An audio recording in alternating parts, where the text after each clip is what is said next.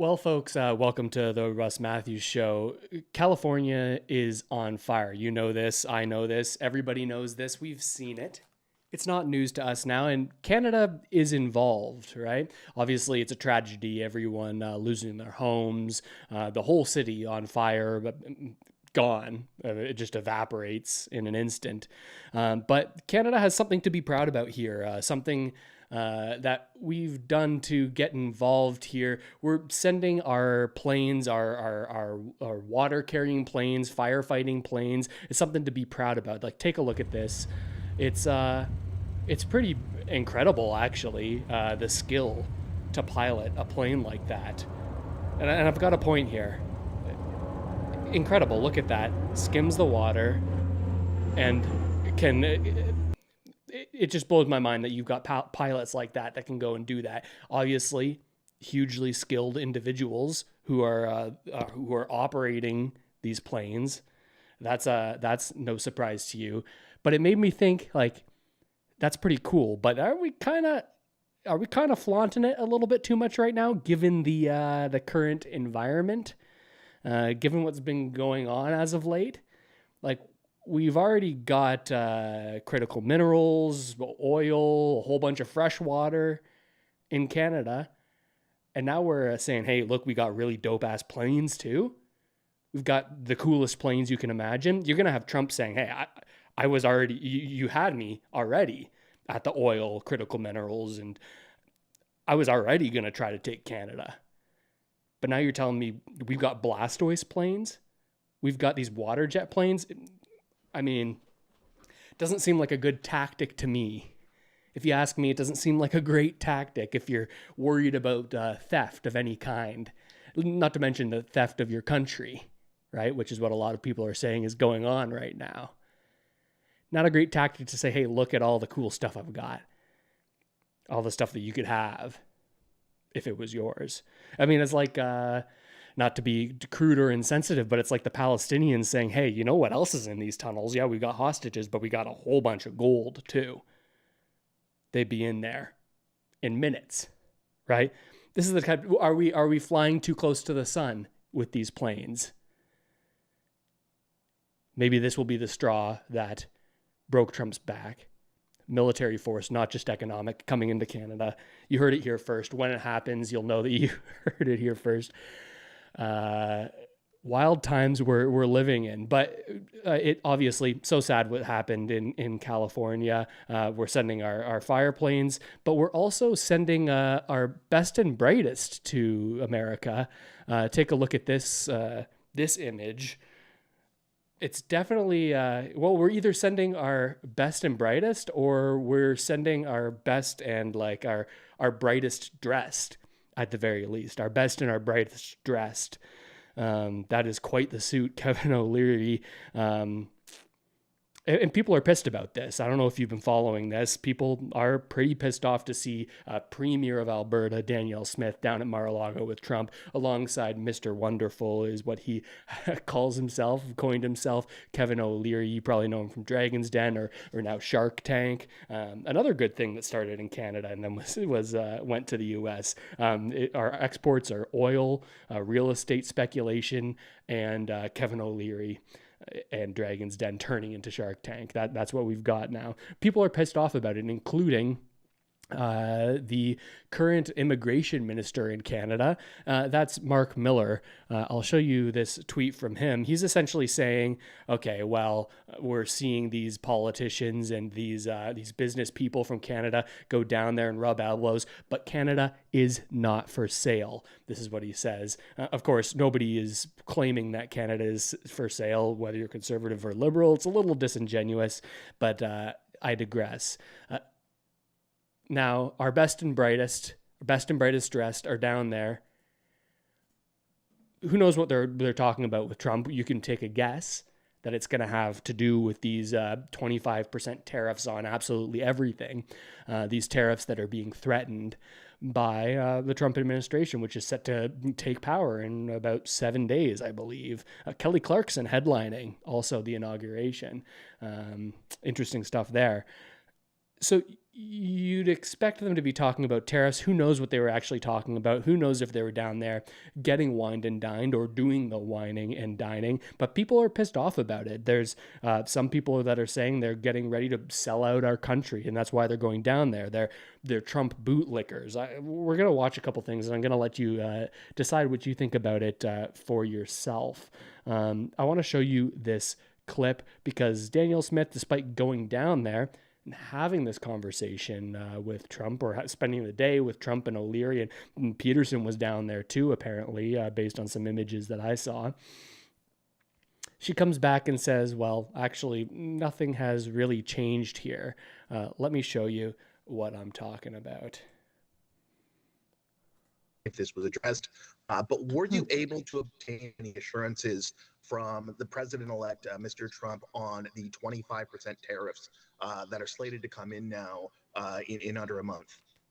I think we need to be prepared that tariffs are coming. That seems to me I think we've all seen the biggest irritant to the United States are trade deficits, which they believe they have.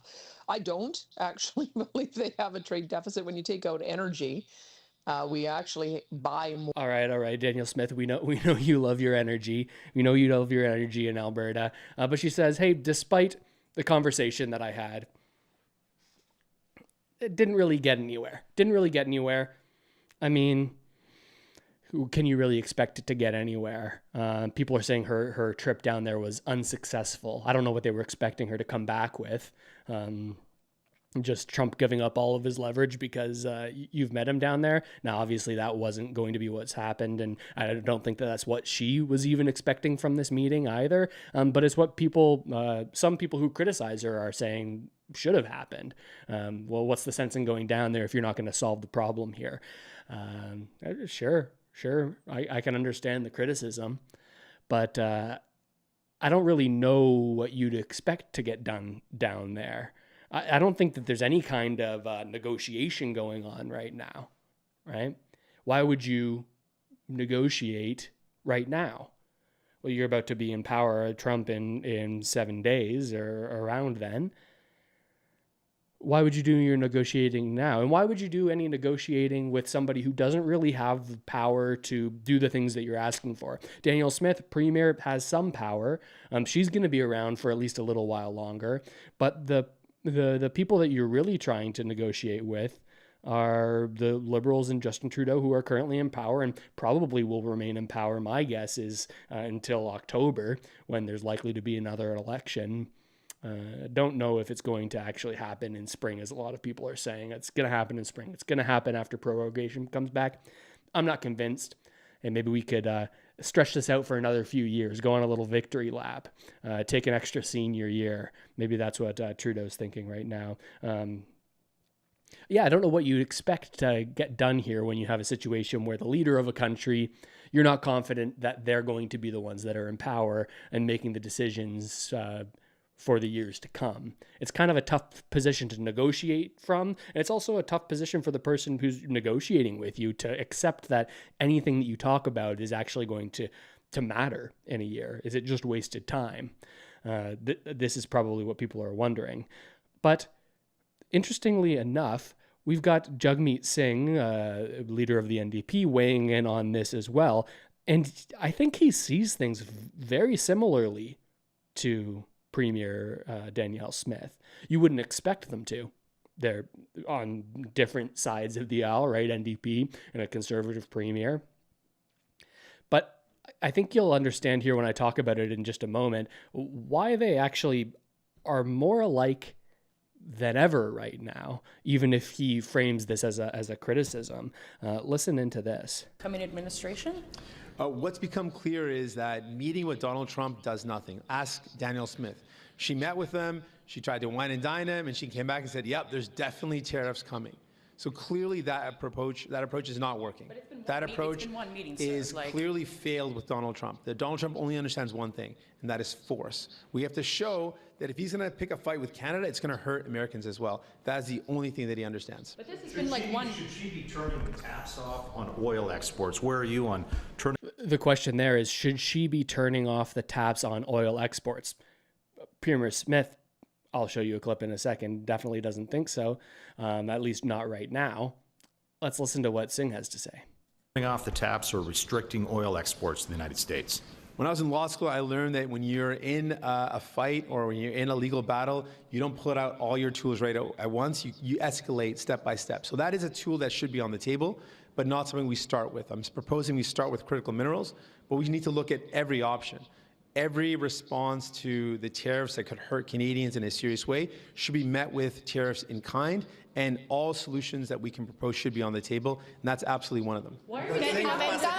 So we learn what Jagmeet Singh thinks of it, right? Saying, okay, well, first, it was a little bit of a mocking of the meeting altogether, right?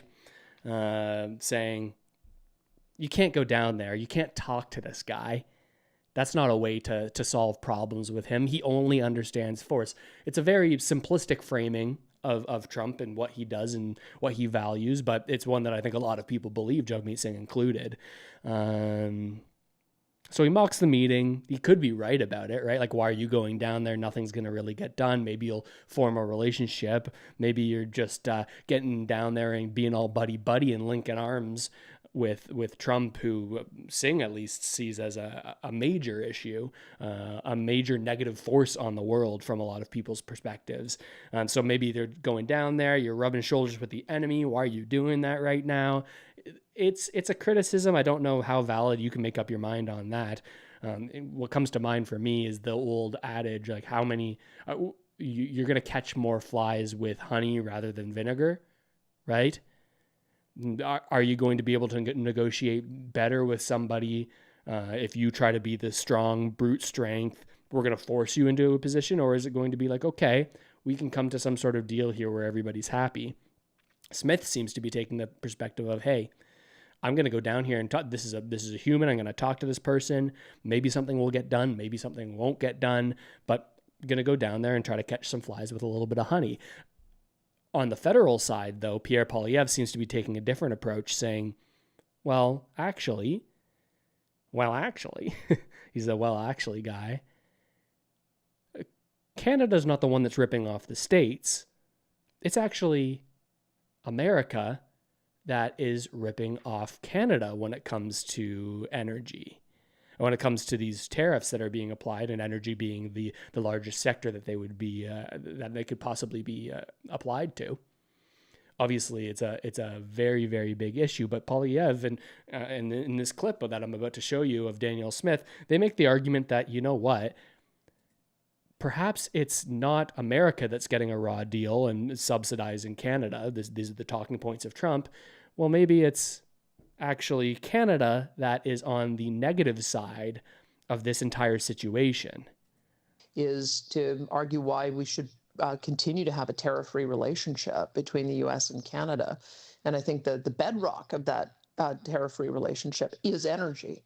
I think that when you talk about how we export, and I think that the Conservative leader, Pierre Poilievre, made this point recently, we actually sell discounted oil to the U.S. They upgrade it. So $100 billion worth of Canadian exported oil turns into $300 billion worth of value-added product and exports that the U.S. can then use with their trade partners around the world. So she makes a argument that maybe you heard before, maybe you haven't, saying, okay, well, in Canada, we ship you this oil. You then refine it. Then use it for manufacturing or do God knows what with it.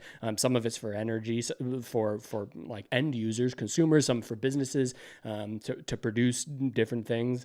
But what she's saying is, hey, you're actually benefiting most from this because of how you can sell this oil and how you can process it, what you can do with it. This is the argument.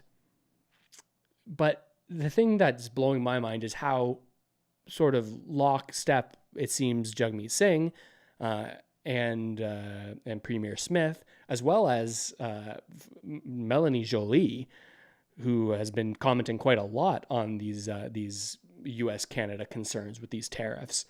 They all seem to recognize that now, in this sort of point of crisis, as a lot of people are framing it, now all of these parties agree that the most valuable sector in Canada is the energy sector.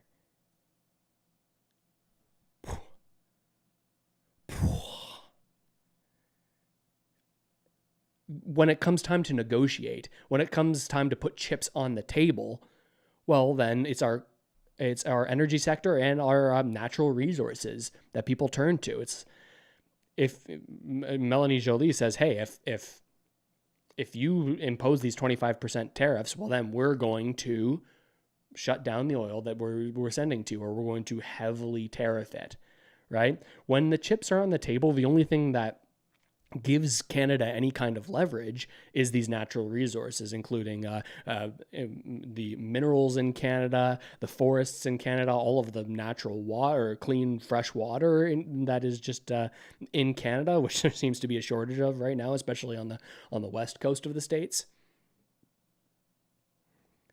When the chips have to go on the table, now all of these things are precious to us.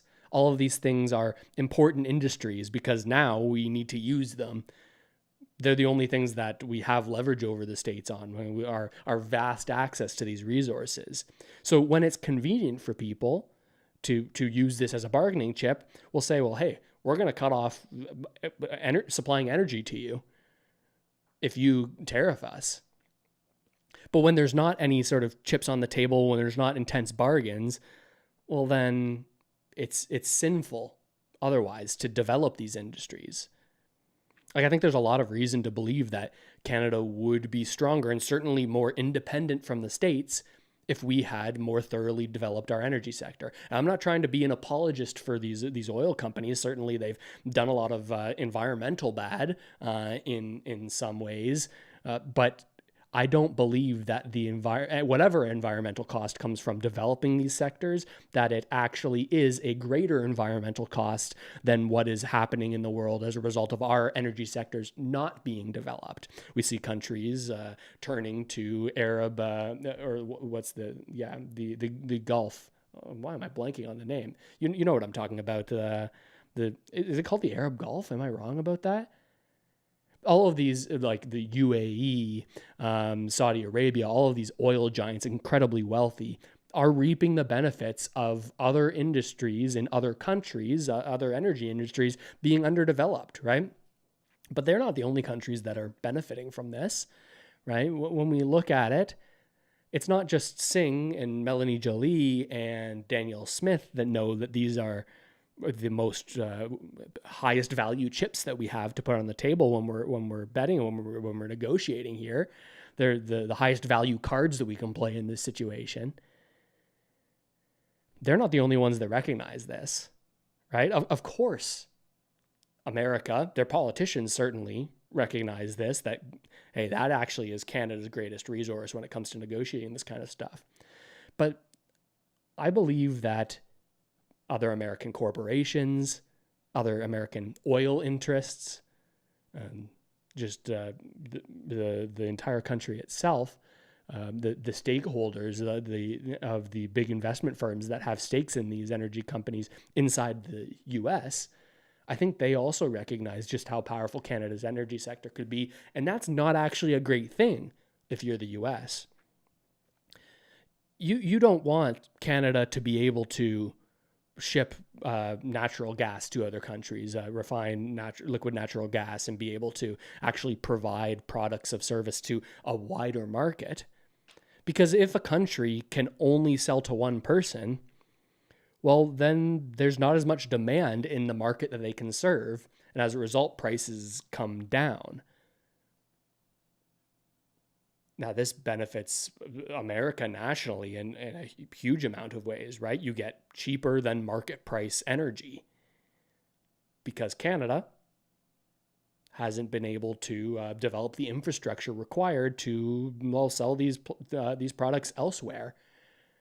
If there is a breakdown in this relationship, we're kind of held hostage here because Smith goes on in her press conference to say, well, no, I don't really think that we should impose tariffs on the oil that we're sending them. Of course, she's incentivized to say that because, her entire economy in her province is based on the sale of that, and it could negatively impact jobs in her area.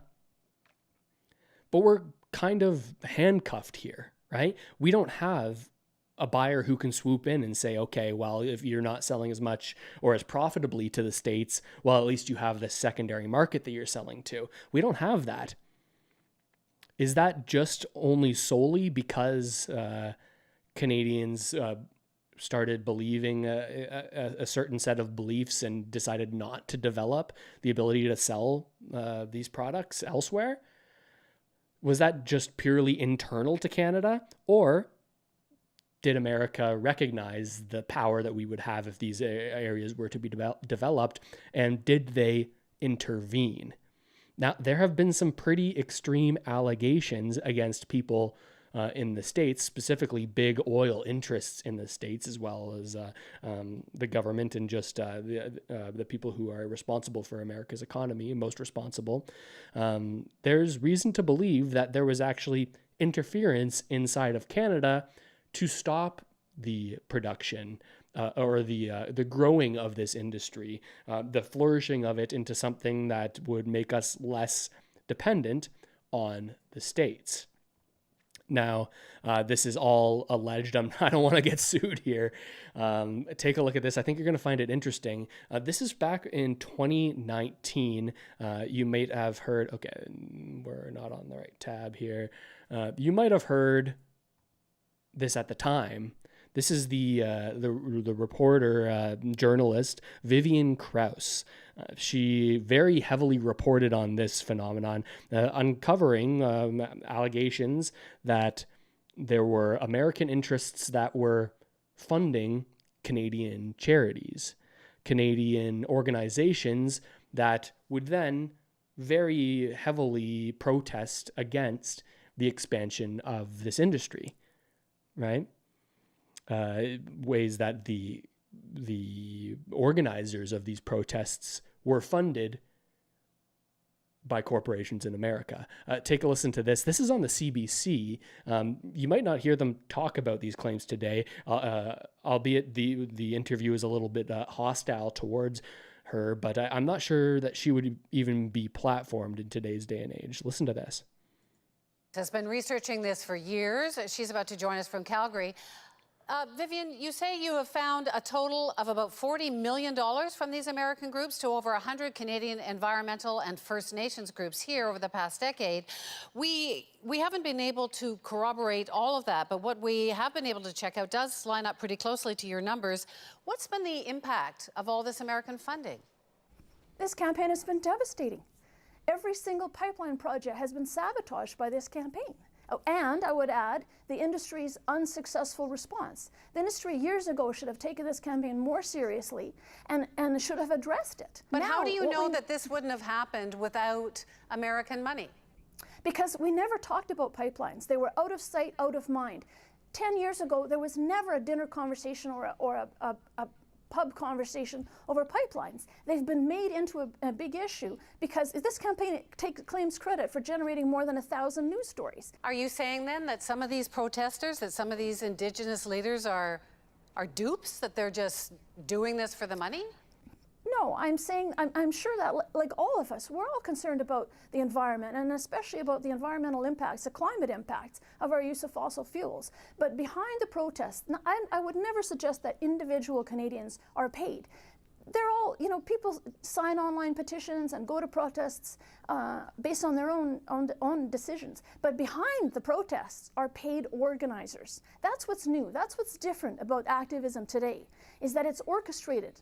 Don't Canadian environmentalists have the right to take money from whomever they want to make their argument? I mean, you've got the oil industry who's spending lots of money to promote its side of the argument. The problem with the whole campaign, Wendy, is that it's not helping the environment, right? Because benching Canada, bullying Canada is what is happening out of the oil market. It doesn't keep oil in the ground. It just means that another country produces the oil. And that's the problem with this campaign, is that it's not helping the environment. The tar sands campaign has not kept one barrel of oil in the ground. It just means that another country is producing that and supplying the oil market instead of Canada. Investment in the Canadian oil sector is down by tens of billions of dollars. That money is now going into the U.S. oil industry. There's a federal election coming. So kind of along the lines of what I've been talking about here. And I don't know if, tell me what you think. Am I falling down the wrong rabbit holes here?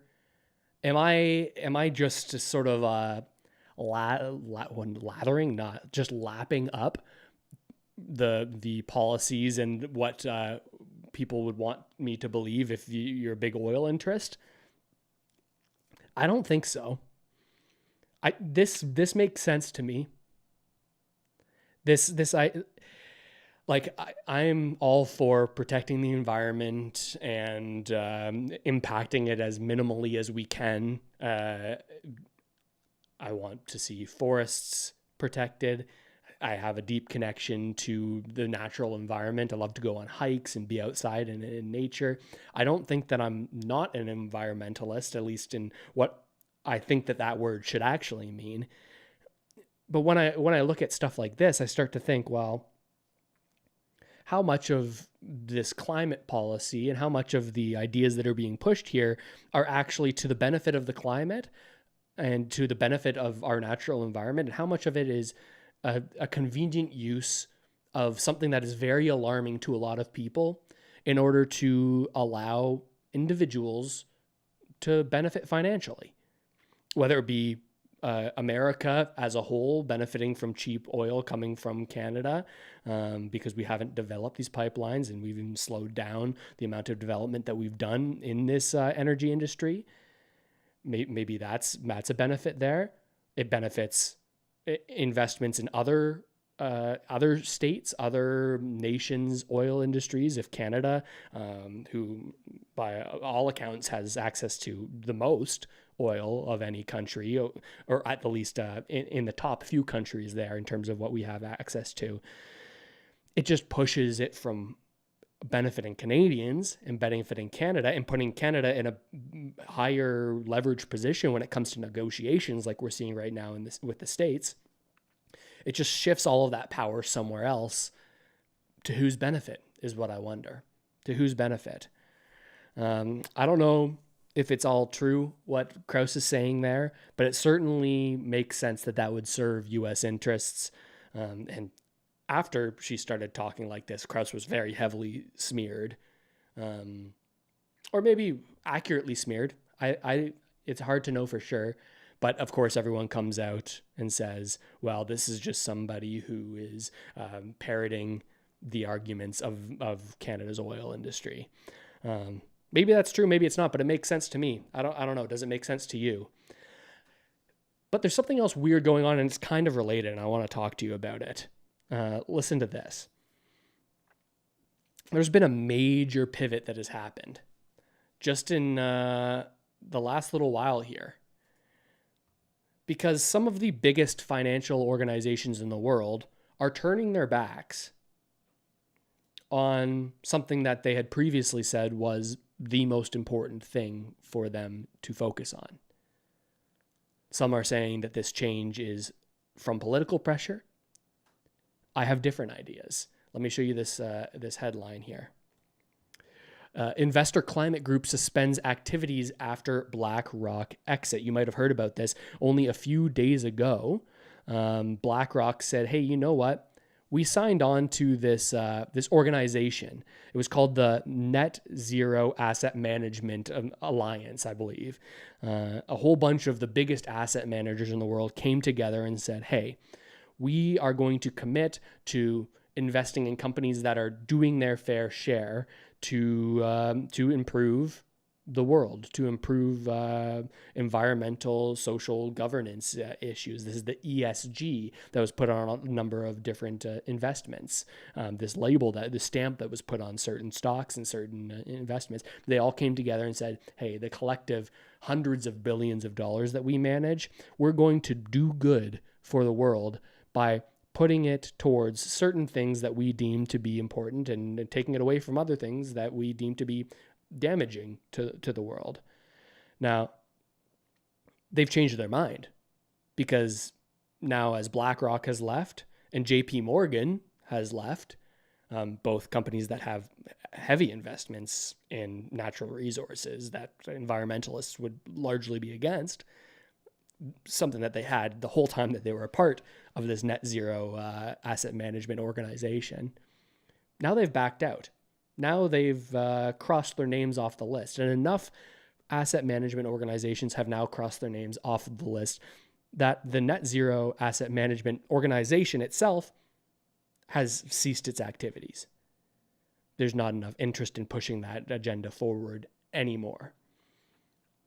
Now, some people are really upset about this because they think that, okay, that means that there's not going to be as much investment in companies that would be more responsible with their carbon output and more responsible in terms of developing new clean technology. These kind of language that you hear over and over again. Some people are really upset about it. And they're saying that, well, the clear reason here is because of who won the election in the States. Trump won. He has a different climate policy, different energy policy, different all kinds of policies from the previous administration. So people are saying, well, they're just afraid of Trump, and they're afraid of Trump saying, you know what, if you have your name on this list, I'm going to punish you in some way. This is the argument. I think it's a little bit clearer than that. That makes a little bit of sense. But what this all makes me think is, did this issue ever really matter to these asset managers? Was it ever about saving the planet when it came to their investments? To me, it seems like that was never what was most important to them. To me, it seems like, well, if it was important to you, even if a president gets elected that isn't going to be as strong on climate policy, wouldn't you say, well, hey, it's not about the politician that's in power. We have access to hundreds of billions of dollars. We can be the change that we want to see in the world. We can remain in this net zero asset management alliance for regardless of who is in power. This is what you'd think that they would think if they truly did believe that they were doing good. Now, you can look into all of the reports on these types of funds, right? It's a lip service to an issue over the years.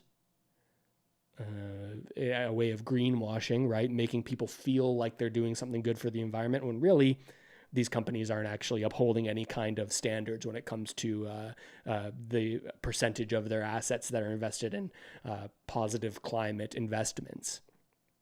It was never going to be successful, but it was never also about saving the planet. To me, it seems like this is a following of political winds. Just whichever way the wind blows, let's follow that. And we're going to make as much money as we possibly can in that situation. And for a while there, going this net zero asset management thing, this was good. Because if we can prove that we are just and we are doing what's right for the world, well then, hey, we might invest in some smaller companies that are then going to get hundreds of millions of dollars in grants and subsidies and benefits from these governments that believe the same thing that we do at this moment. It seems like you're just following where the money is going. Where is the money going to funnel next? Okay, let's position ourselves to be able to capitalize on that as best we can. And we'll say that we actually believe in this issue, but really it's about us making as much money as we fucking can. That's what it seems like to me. Am I wrong? Tell me if I'm wrong. And if you haven't already, subscribe to the channel. It doesn't cost you a single dime. All it does is help out me and help out the channel. Doesn't cost you anything. Doesn't sign you up for anything. And if you don't watch these videos very often, it doesn't even really show me to you on your home feed. So all it does, simple click, helps out the channel. I appreciate it. But it's this phrase that I keep on coming back to time and time again, and that is never waste a good crisis. A crisis is the best way to make some money. You saw this at the beginning of COVID, right? You see it in a micro way, not a microwave, in a micro way, a small local way. when everyone was buying up toilet paper, buying up sanitizer, flipping things, right? They're taking advantage of a crisis. When people are flustered and when people are upset, that's when you can get money from them. You might accuse YouTubers of that sometimes. You might accuse me of that if you don't believe what I'm saying and you think I'm just making things sound worse than they are so that I get eyeballs, so that I can sell ads. You got to be skeptical of everyone that you see on the internet. I'm not going to try to hide from that kind of stuff. But I think that's what happened here. Never waste a good crisis. If we can position ourselves to make as much money as possible, then we're going to do it, and we'll take on whatever personality you want from us. And that's just what they're doing again here, right? Now we're going to ditch the climate stuff, and who knows where we're going next. Like what would be profitable now? Maybe Trump is going to put together some sort of, what would they call it? An annexation bond. This is just all hypothetical. This is my wild idea. This is where you could, maybe I'll buy some of these new annexation bonds. Something that works like, okay, well, if we invest now, we give you some money. We get these little pieces of paper that say we're entitled to X amount of square feet of the Panama Canal, X amount of square feet of Greenland. This could be a land deal. BlackRock could make a lot of money here. They're all about these kind of weird synthetic assets that don't represent anything real, but are something real. But then you borrow against something that's real to buy something that's not real, which is a synthetic representation of something that is. This is their bread and butter. You heard it here first. Buy annexation bonds, and you too can own a piece of Niagara Falls on the Canadian side. You can own the Panama Canal. It reminds me of that. What was that kind of scammy company? Maybe I shouldn't say that in case they sponsor the channel.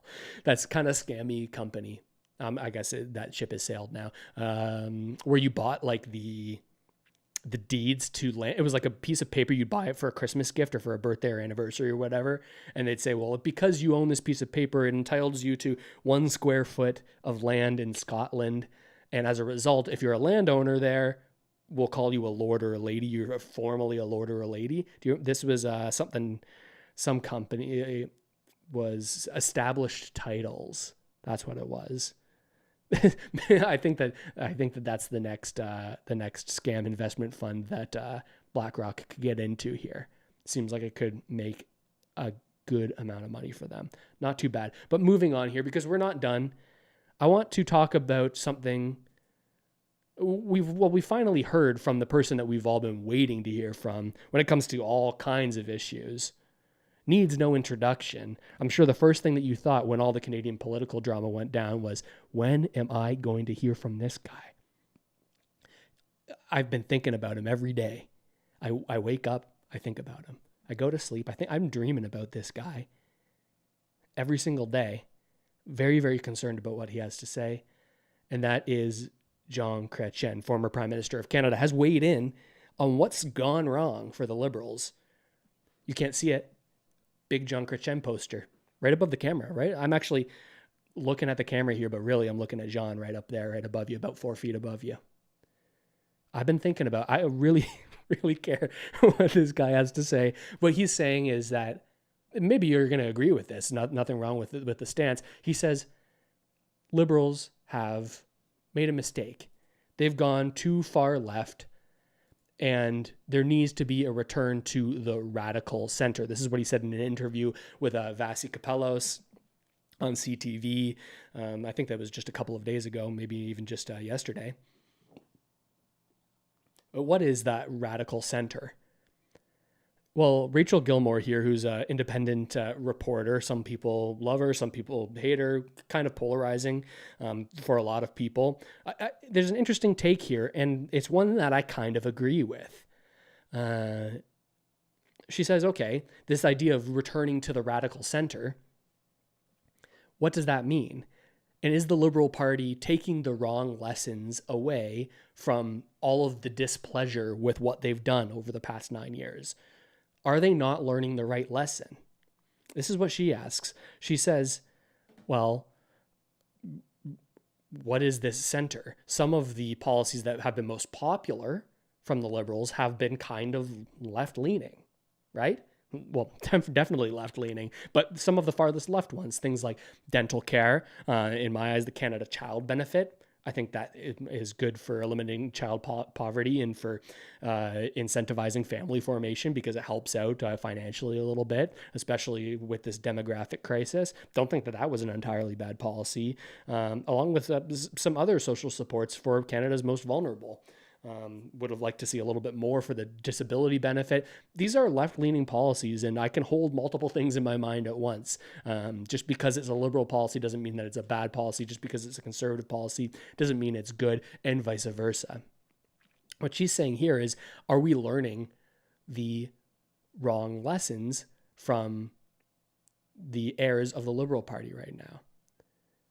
Are we learning that these policies that in a lot of people's eyes are actually okay, are actually a good thing? Just because you're down in the polls, are you going to rebuke those things that you said you once stood for? Because I don't think it's these policies that do help people on the fringes and do help people who most need it. I don't think that these innately are something that Canadians are frustrated about.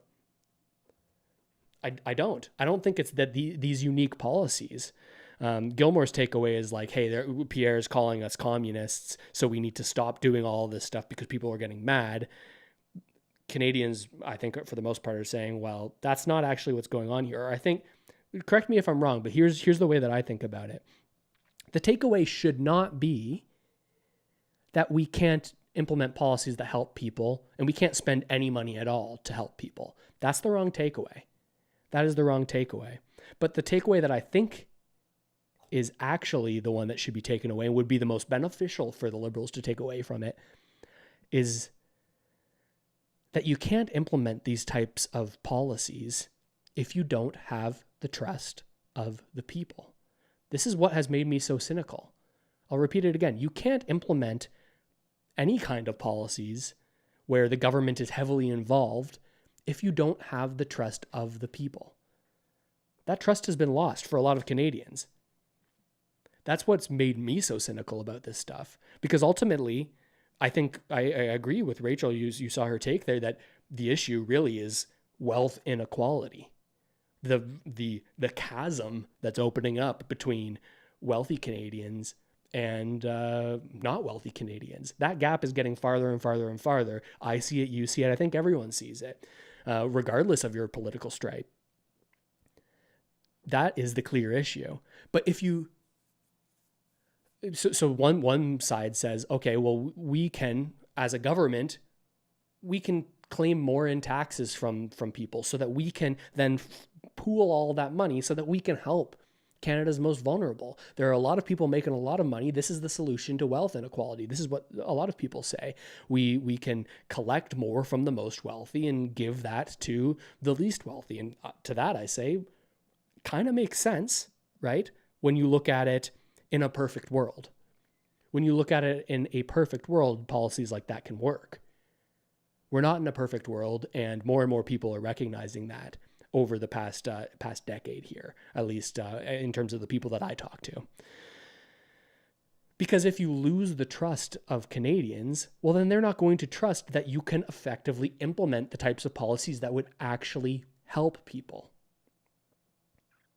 You can't, let's just say, implement some sort of social safety net program if Canadians believe that their taxes are going to you and about 40% of it is getting skimmed off the top in all kinds of different corrupt, kind of messed up things that have gone on. You've lost the trust of the people. We saw it with this Sustainable Development Fund. Okay, well, how many people who are close consultants and in the Ottawa area got access to that funding and knew how to get access to that funding, whereas other places in Canada didn't have access to that? How many of these companies didn't actually do anything positive for the climate but still received funding? How many of them were like, well, like, let's take advantage, let's not waste this crisis, to reiterate what I've been saying. We saw it with Indigenous reparations payments as well. Not the payments themselves, actually, but more so the business funds supposed to support Indigenous business in Canada. Sure, that's just fine. But then when Canadians see that, oh, it's actually businesses with political insiders that are getting this funding, and there have been loopholes where people have done rent-a-feather schemes, they call it, where, okay, we'll bring in this guy so we can get this status, so we can get this grant for a day, but he's not actually part of the company, and we'll pay him so that we can get this status, so we can show this. My main point being, I think everyone agrees, wealth gap, yeah, it's an issue, it's getting worse. I think what differs in people is their amount of trust in the government to be the ones that solve that problem. In a perfect world, I think a government could collect money from people, collect more money from the most wealthy. That's probably how it should work in that ideal world, and put it to good use, actually helping Canadians on the ground floor, real Canadians that you can see. You can go out to the grocery store, you see them there, you see people that need help. We don't have the confidence that the money is actually going to them, or going to them as efficiently as it could or should be, right? In a perfect world, that would be the way to do it. I don't think we live in a perfect world. We agree wealth gap is an issue, but I tend to think that it's only expanded by some of these policies that are framed in a way that would make you believe they're here to help. We are so virtuous because we're giving these people this money. That's the way that they're framed. But when you look at the actual results of what has happened, like take housing, we've put X number of hundreds of millions of dollars or X billion amount of dollars to create more homes in Canada. But then you're 5 years later and, well, housing starts are down.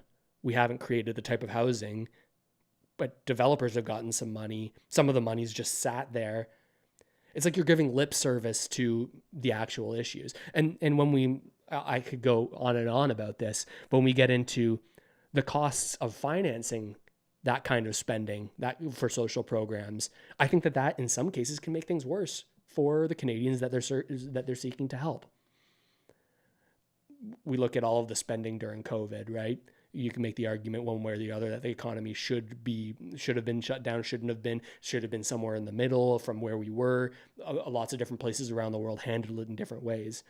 But when you look at the spending that went on to support that closing of the economy, there are some pretty big side effects. If you haven't watched my most recent video, I talk about this extensively. Watch it, just came out yesterday. Average people pay the cost via inflation and by watching assets inflate. Housing exploding because of the impacts of the quantitative easing that the central bank did, which enabled this social spending. I think that's the difference. Canadians believe there's an issue here. We just don't agree on the way that it should be solved, or have enough trust in the government that they would be the ones to effectively solve it. So I just saw that and I thought, hey, Chrétien's return to the middle. Maybe you were learning the wrong lessons. Maybe it's not about the individual policies, but about whether or not you as a government garner the type of trust that would be needed to implement those policies and have enough people in Canada believe that you're actually going to do it without some kind of corruption going on. I think we're in a spot where a lot of people don't believe that's the case. And I think that was reflected in the polling numbers right now. I thought that was interesting. Let me know what you think of all that. This has been the Russ Matthews Show, hoping to do them multiple times a week. So subscribe to the channel. Like I said, doesn't cost you a dime. If you've made it this far, you should definitely subscribe if you haven't already. Totally free. Doesn't sign you up for anything. Not going to send you any emails. Just click the subscribe button. Free for you. Only helps out the channel if you want to see more content like this. But with that said, I got to get out of here. I got an appointment. I got to go see a man about an incredibly white suit that I'm going to wear in the middle of winter. Maybe I'll get Kevin's recommendation on who to go see. I'll catch you next time.